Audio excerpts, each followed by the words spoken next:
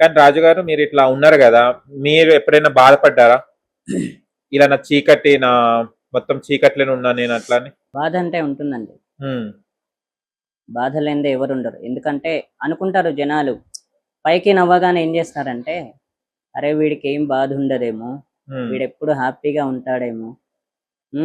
ఇంకోటి ఆల్రెడీ కొంతమంది అనుకున్నట్టున్నారు, అన్నారు కూడా నాతో, ఓకే. నీకు ఏ బాధ ఉండదా అంటే, వాళ్ళతో చెప్పాను నాకు ఏ బాధ ఉండదని చెప్పాను. కానీ ఉంటాయి ఉమ్, బాధలు అనేవి, కన్ఫర్మ్గా ఉంటాయి. ఎందుకంటే ఎవరికి ఏ టెన్షన్స్ లేకుండా ఉండవు.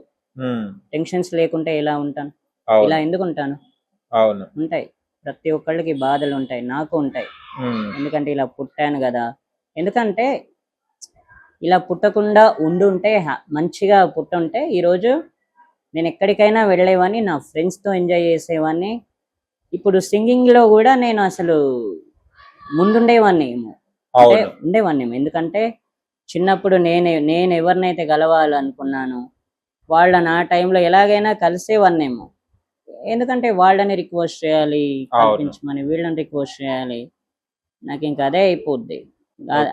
అలా ఆ చిన్నప్పుడే అనిపించింది అట్లా, అరే ఆ, ఎందుకు అంటే ఇప్పుడు చాలా మందిని, ఇప్పుడు ఎస్పి బాలు గారిని కలవాలి చిన్నప్పుడు అనుకున్నా, అదే అదే. తీరలేదు. ఉమ్, తీరలేదు, ఏం లాభం? అదే.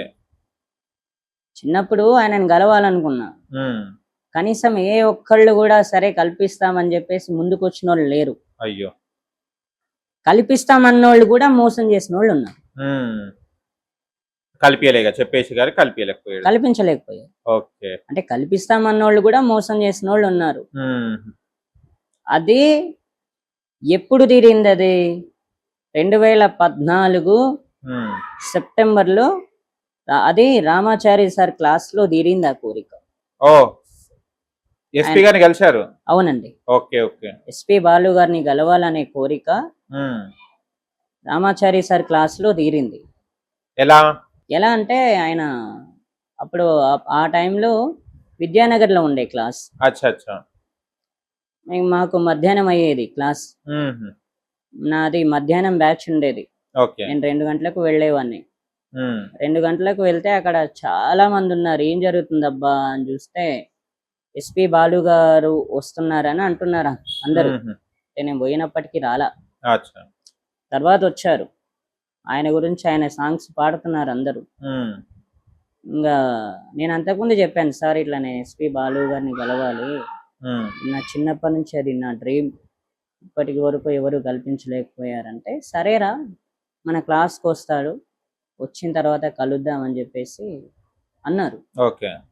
అన్న తర్వాత ఇంట్రెస్ట్ ఏంటంటే, ఆ రోజు నేను క్లాస్కి వెళ్ళడం, ఉమ్, నాకు తెలియదు ఆయన వస్తాడని కూడా. ఉమ్, ఆయన వచ్చారు. ఓకే. ఇంకా తర్వాత ఆయన వచ్చిన తర్వాత లాస్ట్లో ఇంకా క్లాస్ అయిపోయి, అంటే ఆయన వెళ్ళిపోయే ముందు లాస్ట్లో కలిశాను, ఉమ్, కల్పించారు. ఓకే. సరే వీడు నా స్టూడెంట్, పేరు రాజు అంటే ఇలా పట్టుకుని ఓకే. మాట్లాడారు ఆయన. ఓ, అదృష్టవంతుడి నువ్వు. ఎస్, నా చిన్నప్పటి డ్రీమ్ అనమాట అది. అదే అది 2014లో తీరింది. కానీ దానికి పడని కష్టాలు లేవు. ఓకే. చాలా మందిని అడిగాను,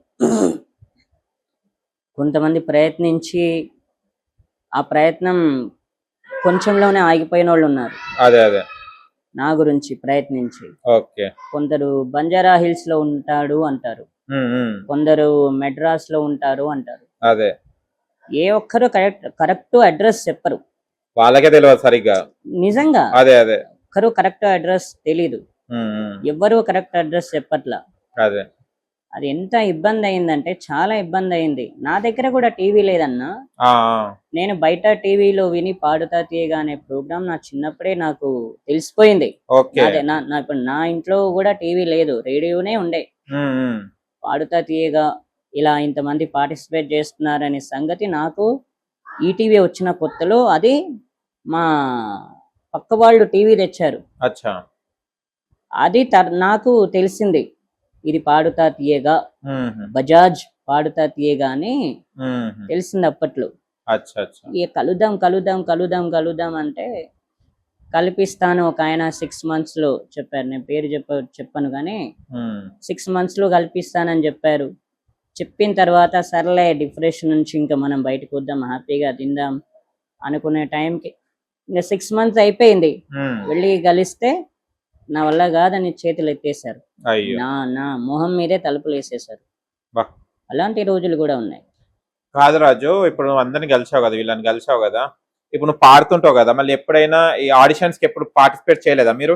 లేదండి. లేదు. లేదు. ఓకే. అంటే ఆడిషన్ ఇచ్చాను కానీ సెలెక్ట్ అవ్వాలా నేను అచ్చా అచ్చా. దేంట్లో కూడా. ఓకే. మీరు సంగీతం నేర్చుకున్నారా?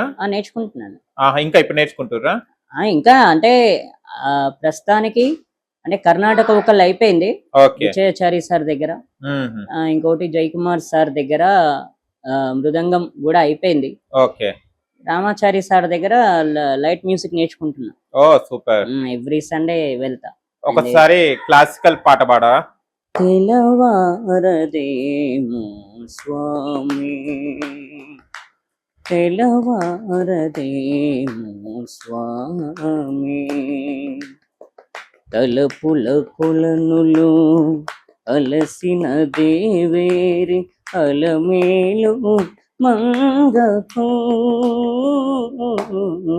తెలవారదేమో స్వామి, నీ తలపుల కొలనులు అలసిన దేవేరి అలమేలు మంగకు, తెలవారదేమో స్వామి.